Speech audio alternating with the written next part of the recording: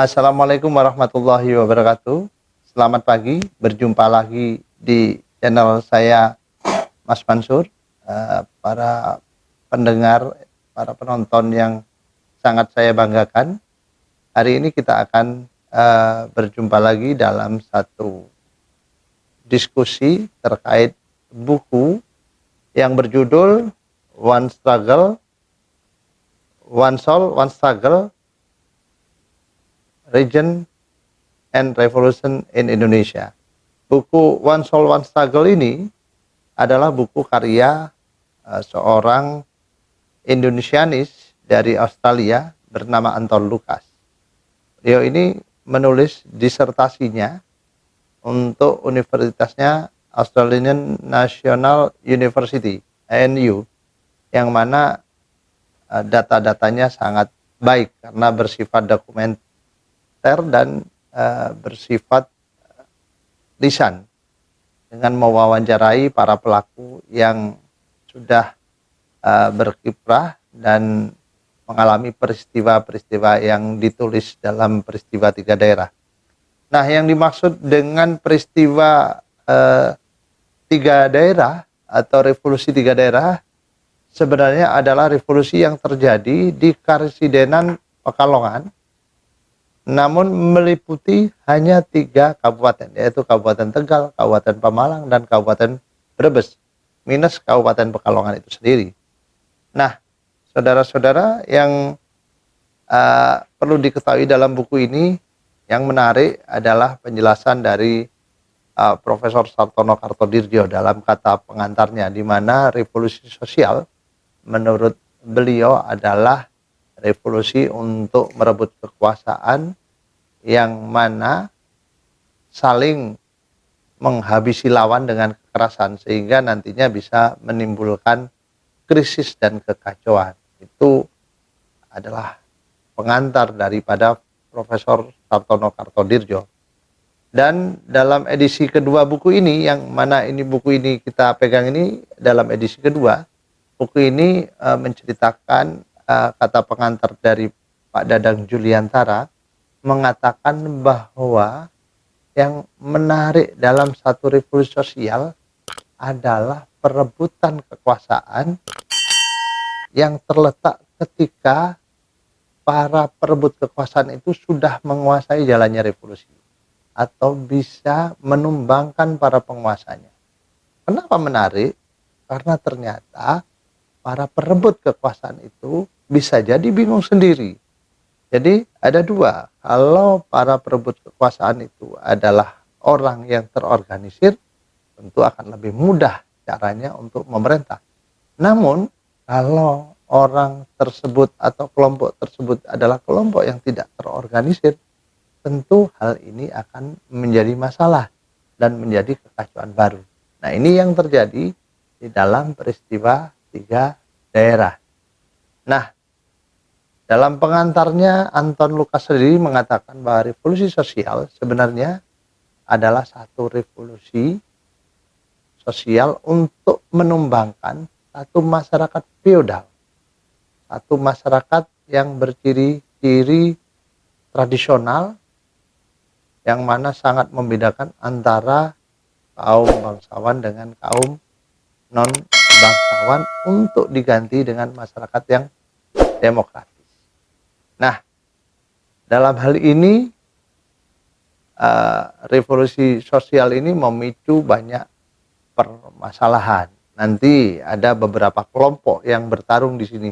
Yang pertama tentu saja ada kelompok konservatif, di mana kaum elit yang mempertahankan dirinya seperti para pangrih praja. Kalau dalam hal sekarang itu rata-rata adalah para, misalnya bupati, perdana, camat, kepala desa, dan sebagainya.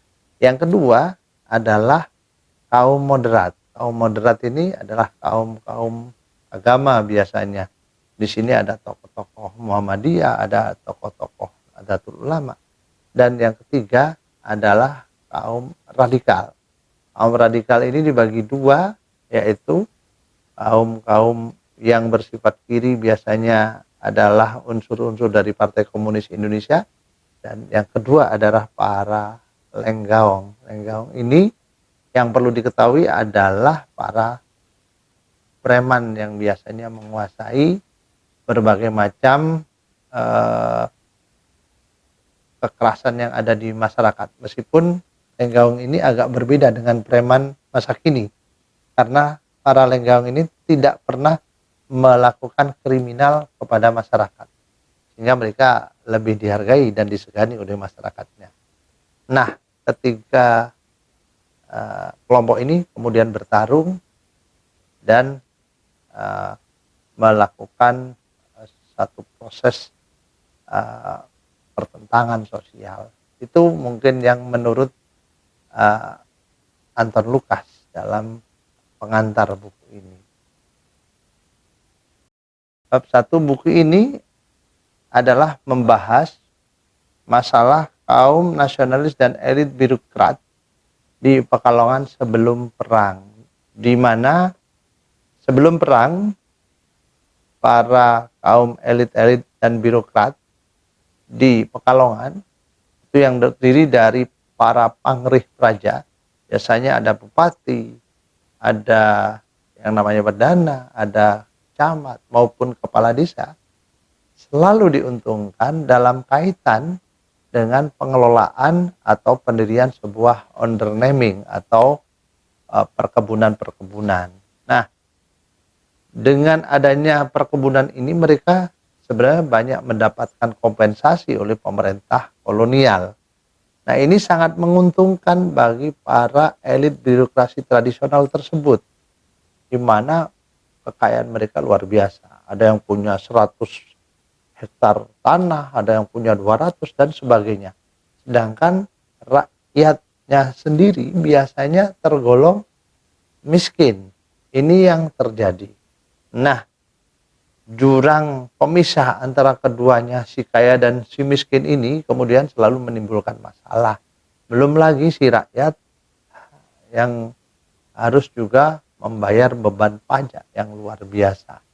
Nah, ini yang terjadi, kemudian si kaya bertambah kaya, si miskin kemudian juga bertambah miskin, saudara-saudara.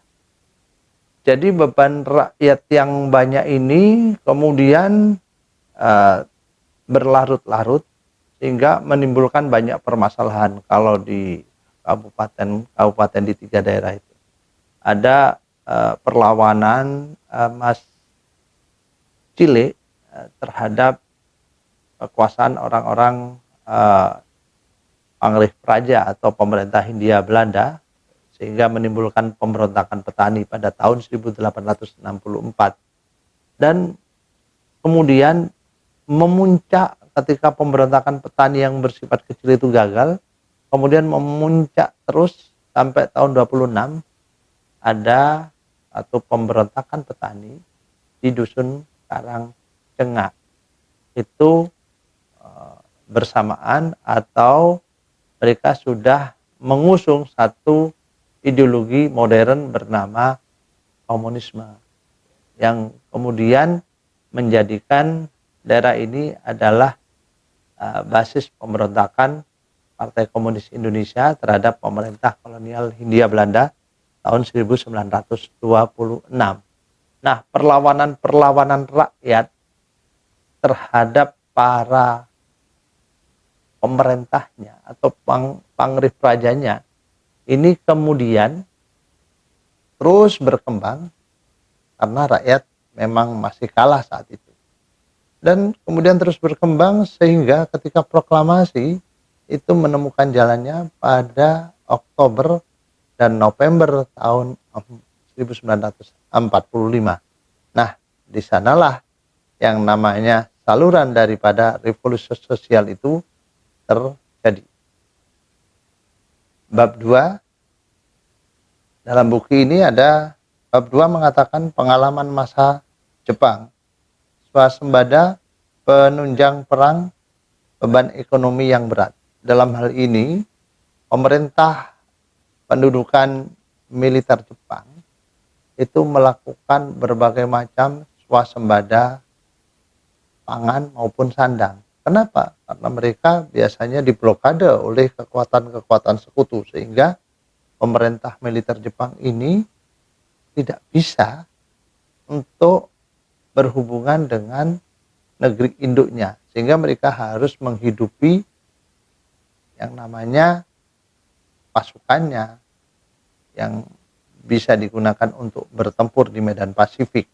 Oleh karena itu, pemerintah pendudukan Jepang kemudian melakukan berbagai macam kebijakan di Jawa. Yang salah satunya yang sangat kemudian membuat rakyat benci dan menderita adalah yang namanya wajib setor padi. Nah, wajib setor padi ini sangat merugikan rakyat karena biasanya berlangsung atau dilakukan 25% pada awalnya. Namun kemudian yang terjadi dalam kenyataan lapangan itu 50% dan bahkan 75%.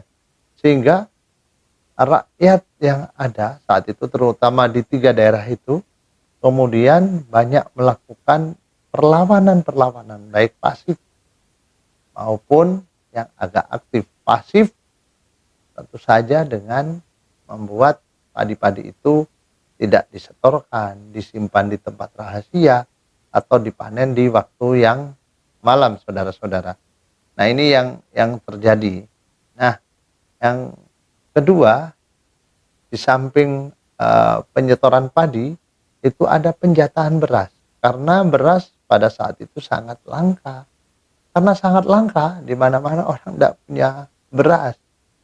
Sehingga pemerintah pendudukan militer Jepang akhirnya menjatah beras kepada masing-masing penduduk, dan ini banyak menimbulkan juga masalah. Nah, di samping itu yang ketiga ada juga penjatahan yang namanya sandang, misalnya kain, baju, pakaian, dan sebagainya. Hal-hal inilah biasanya yang di lapangan sering menuai berbagai macam konflik. Kenapa? Karena ternyata Jepang yang sudah sangat menindas, Jepang yang sangat galak itu ternyata masih kalah dengan para pangripaja atau pemimpin-pemimpin para pribumi itu. Jadi yang namanya bupati, yang namanya wedana, yang namanya camat, yang namanya kepala desa, banyak dan berlomba-lomba melakukan yang namanya pemerasan terhadap rakyatnya sendiri. Ini yang menimbulkan masalah yang di kemudian hari akan meledak menjadi satu kebencian rakyat yang luar biasa. Bab 3, saudara-saudara, dalam buku ini menceritakan adanya oposisi dan perlawanan. Ya, dimaksud di sini diuraikan bahwa saudara-saudara para penikmat buku nantinya ini akan melihat bagaimana rakyat yang mulai melakukan perlawanan-perlawanan terhadap pemerintah pendudukan Jepang. Salah satu perlawanan yang cukup terorganisir namun agak kecil ini adalah perlawanan yang dilakukan oleh organisasi Partai Komunis Indonesia ilegal atau bawah tanah. Mereka biasanya terdiri dari berbagai sel dan ada di masing-masing kota, ada di Madiun, ada Blitar, Kediri, Jember, Banyuwangi, dan Semarang, Bandung, maupun Jakarta. Nah, sel-sel ini kemudian bergerak terus memberi kesadaran, memberi satu semangat perlawanan rakyat terhadap fasisme Jepang. Nah, sel-sel ini kemudian yang terjadi di razia pada akhir tahun 1944. Dirazia secara besar-besaran oleh pemerintah pendudukan Jepang, di mana gembongnya yaitu Mr. Amir Syarifuddin juga ditangkap, tetapi ada satu kelompok kecil yang ternyata sel ini tidak pernah bisa dideteksi, yang ada di Karesidenan Pekalongan, di mana yang utama adalah yang ada di hutan Jati Sukowati. karena di sana ada satu kelompok yang dilindungi oleh seorang pegawai hutan jati bernama Huli. Huli inilah yang mana merupakan jaringan dari Partai Komunis Indonesia ilegal yang bergerak di bawah tanah. Bab 4, proklamasi kemerdekaan dan berakhirnya kekuasaan Jepang. Jadi pada saat proklamasi kemerdekaan dan berakhirnya kekuasaan pemerintah militer Jepang, itu banyak hal yang telah dikerjakan oleh orang-orang pergerakan yang ada pada saat itu. Salah satunya adalah ketika mereka mengirim utusan-utusan ke Jakarta. Jadi barisan pelopor saat itu mengirim utusan ke Jakarta, yang mana salah satunya ada bernama ketuanya ada Pak Kromo Lawi, itu sempat menghadiri rapat besar di rumah Laksamana Maeda dalam persiapan proklamasi. Dan kemudian pada 20 Agustus juga balik ke Pekalongan untuk menghadiri rapat-rapat dan memberitahukan bahwa terjadi proklamasi. Sekarang Indonesia sudah merdeka. Namun, apa yang terjadi? Para residen, para pejabat saat itu tidak mau untuk mengakui proklamasi. Residen besar, residen yang berkuasa di Pekalongan, mengatakan bahwa proklamasi itu tidak ada. Dan permintaan untuk menaikkan bendera merah putih ternyata ditolak. Sehingga ini menimbulkan satu kegelisahan yang sangat besar kepada para pemimpin awal proklamasi yang ada di Karsidenan Pekalongan.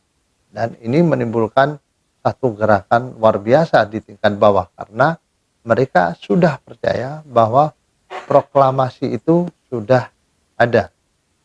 Reaksi daripada para pemimpin yang ada di Karsidenan Pekalongan biasanya lebih kepada melihat dan menunggu. Bahkan mereka kecenderungan masih mengharapkan yang namanya kedatangan juragan-juragan mereka, para Belanda-Belanda yang ingin kembali. Itu dalam pikiran para Pangrih Praja saat itu. Dan juga mereka bersikap untuk menahan diri karena tidak ada pengumuman resmi dari pemerintah pendudukan Jepang. Karena itu para tokoh pergerakan saat itu sudah mulai mempersiapkan diri. Ada 3 kelompok dalam kepemimpinan di Karsidenan Pekalongan saat itu. Satu adalah kelompok angkatan 26, di mana bekas para aktivis Sarekat Rakyat dan Partai Komunis Indonesia dan ex-Digulis. Ada juga kelompok tahun 30 Partindo dan Gerindo, dan juga ada kelompok angkatan 45 yang mana mereka biasanya adalah angkatan yang sangat muda, yang merupakan angkatan yang dididik secara nasionalis ala Jepang. Nah, ini yang terjadi, dan pertentangan kian merajalela, di mana para Pangrih Praja tidak berani bersikap dan hanya bersikap menunggu. Karena itu masyarakat mulai terus melakukan perlawanan dengan menaikkan bendera merah putih. Di Pekalongan, saudara-saudara, tokoh barisan pelopor bernama Sarli kemudian mencoba menaikkan yang namanya bendera merah putih. Namun yang terjadi sama bupatinya disuruh diturunkan. Karena itu yang terjadi kemudian masyarakat masih meredam, dan kemudian terjadi yang namanya perebutan pabrik gula di Banjaretna. Itu yang terjadi di Pekalongan, saudara-saudara. Residen Mester Besar kemudian menolak untuk mengibarkan bendera merah putih. Namun para tokoh pergerakan yang kemudian menaikkan bendera merah putih ini terus bertentangan dengan residen besar, termasuk dengan wali kota Sumpeno. Dan kemudian yang terjadi, masa rakyat kemudian melakukan penjarahan atau pengambil alihan yang namanya penggilingan beras di sana. Jika di Tegal lain lagi, yang namanya utusan barisan pelopor yang datang dari Jakarta kemudian mencoba menaikkan bendera merah putih, namun dihalang-halangi. Dan kemudian untuk sementara masih redam, namun tanggal 24 sampai 25 Agustus terjadi yang namanya konvensi besar. Saat itu residen Sungep di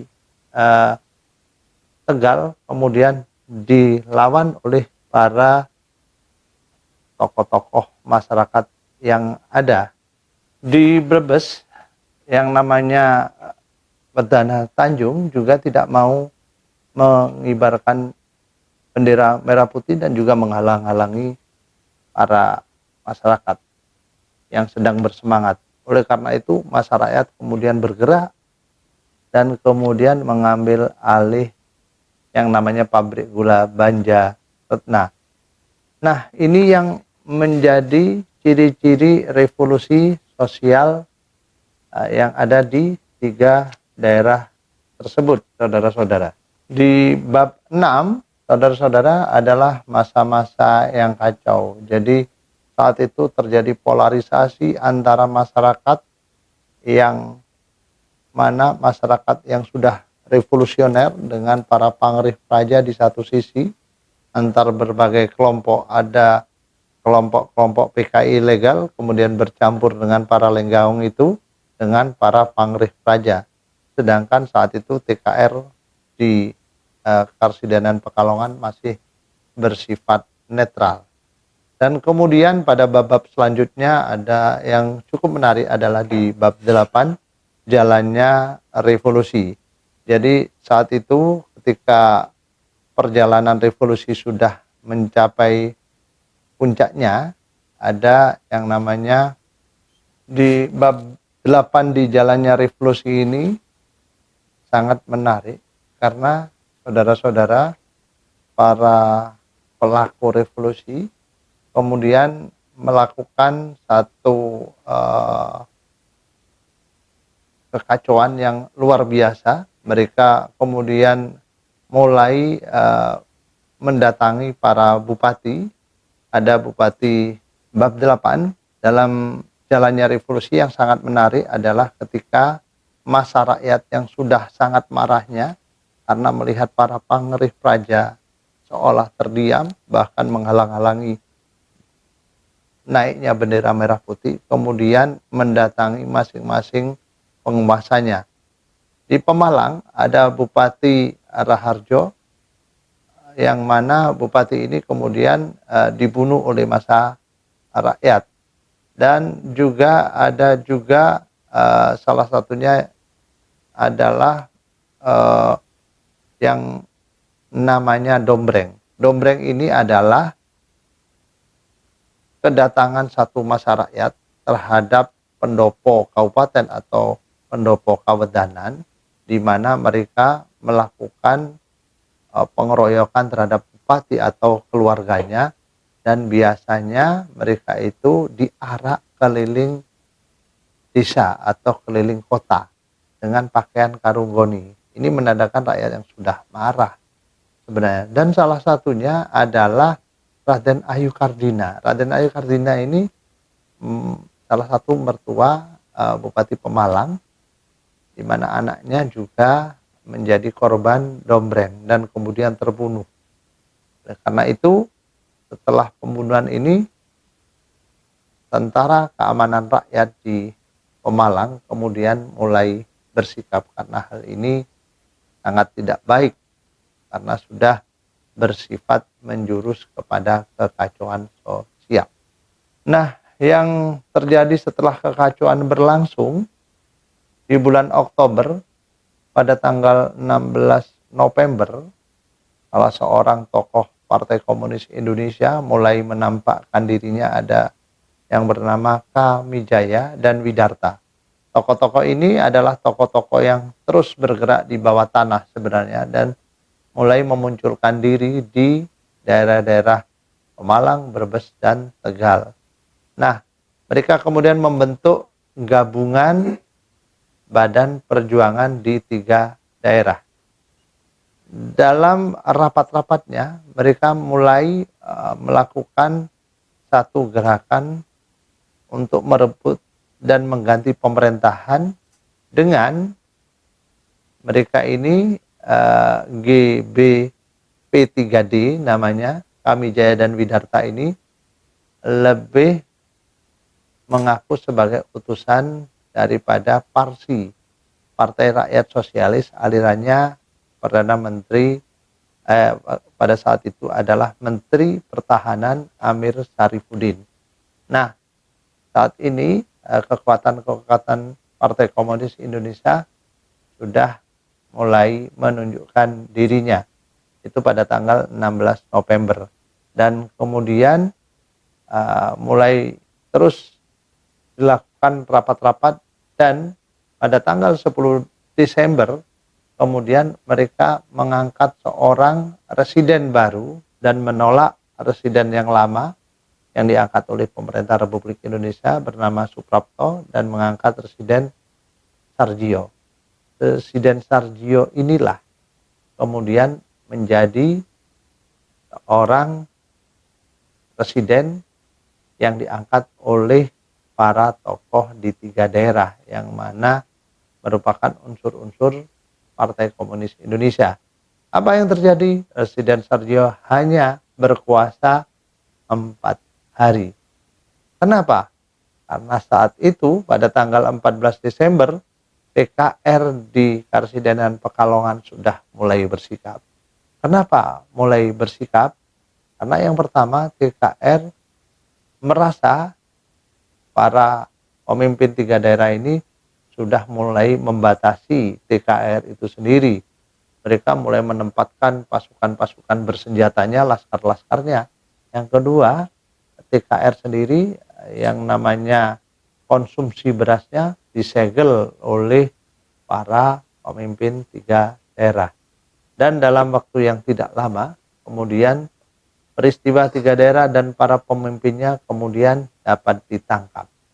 Mereka akhirnya dipenjara di Pekalongan dan kemudian mereka meminta perlindungan Menteri Pertahanan untuk kemudian dipindahkan ke Wirogunan. Tokoh-tokoh yang ditangkap itu terdiri dari unsur-unsur Partai Komunis Indonesia, ada para lenggawang atau para preman itu, dan juga tokoh-tokoh unsur PNI Gaya Baru.